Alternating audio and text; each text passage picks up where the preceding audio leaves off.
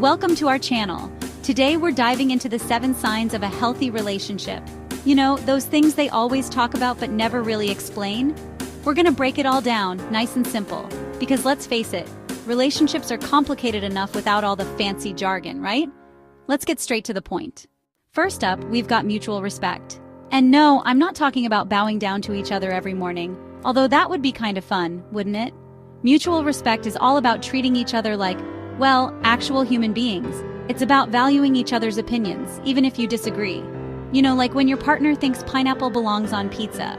It's wrong, but we respect their right to be wrong. It's about listening when the other person is talking, even if it's about something you find incredibly boring. And it's about being kind, even when you're feeling hangry. Because let's be honest, we all get a little hangry sometimes. Think of it like this. Imagine you're a pirate, and your partner is your first mate. You need to respect each other if you're going to sail the high seas and, find that buried treasure. Because a relationship without mutual respect is like a ship without a sail.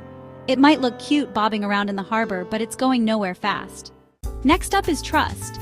And no, I'm not talking about trusting your partner to pick the best restaurant, because let's be real, that's a recipe for disaster. I'm talking about the big stuff. Trust is the foundation of any good relationship. It's about knowing you can count on each other no matter what. It's about being honest with each other, even when it's hard. And it's about keeping your promises, even when you'd rather be doing something else, like taking a nap. Trust is like a delicate little flower. It takes time and care to grow, but it can be crushed in an instant. So don't go snooping through your partner's phone or reading their diary.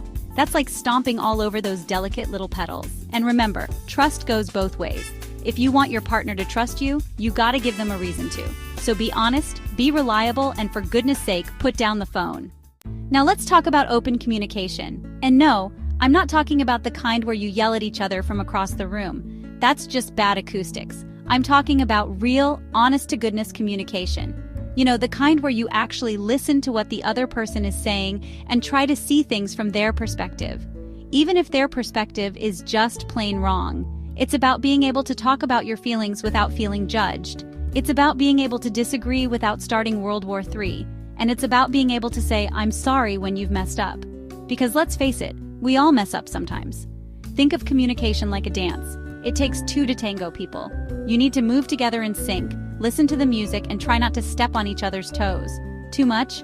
Okay, maybe not the best analogy, but you get the point. Communication is key. Chapter 4, support like a good bra, but for your hopes and dreams. Next up, we've got support. And no, I'm not talking about the kind you get from a good sports bra, although that's important too. I'm talking about emotional support. In a healthy relationship, you're there for each other through thick and thin. You're each other's biggest cheerleaders, and you're always there to lend a helping hand or a shoulder to cry on. It's about celebrating each other's successes, big or small. It's about offering a listening ear when things are tough. And it's about being there for each other, even when you'd rather be doing something else, like watching paint dry. Okay, maybe not that bad. Think of it like this. You and your partner are on a seesaw. Sometimes one of you is up, and sometimes one of you is down. But the important thing is that you're always there for each other, to balance each other out. Chapter 5, shared values, because you both agree that Crocs are a crime against fashion. Now let's talk about shared values. And no, I'm not talking about your shared love of reality TV, although that's definitely a bonus. I'm talking about the big stuff. You know, the things you believe in, the things you stand for, the things that make you, well, you. It's about being on the same page about the important things in life, like family, friends, and whether or not you put the toilet paper roll on over or under. It's over, by the way. Now, I'm not saying you have to agree on everything, that would be boring. But it's important to have similar values and goals for the future. Think of it like this. You and your partner are building a house together. If you're both trying to build different houses with different blueprints and different foundations, it's not going to work out so well, is it? Chapter 6, quality time. Put down the phone and look at each other. Next up is quality time. And no, I'm not talking about sitting next to each other on the couch while you scroll through your phones. That's just called existing in the same vicinity. I'm talking about real quality time. You know, the kind where you actually put down your phones, turn off the TV, and just enjoy each other's company. It's about making time for each other, even when you're busy. It's about going on dates, even if it's just to the grocery store. And it's about creating memories that will last a lifetime. Think of it like this. Your relationship is a garden.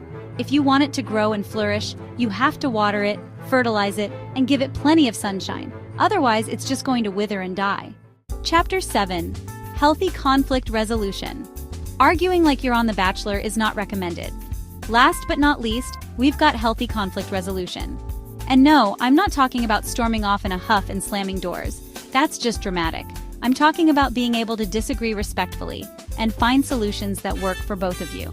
It's about being able to see the other person's point of view, even if you don't agree with it. It's about being willing to compromise. And it's about being able to forgive each other when things go wrong, because let's face it, they will. Think of it like this. You and your partner are on a team. You're not always going to agree on everything, but you have to be able to work together to find a solution. Because at the end of the day, you're both on the same side, and you're both in it to win it. Outrow, that's a wrap. Go forth and be healthy. Remember, relationships take work, but they're so worth it. So go out there and be the best partners you can be. And if you ever need a little advice, you know where to find me. See you next time.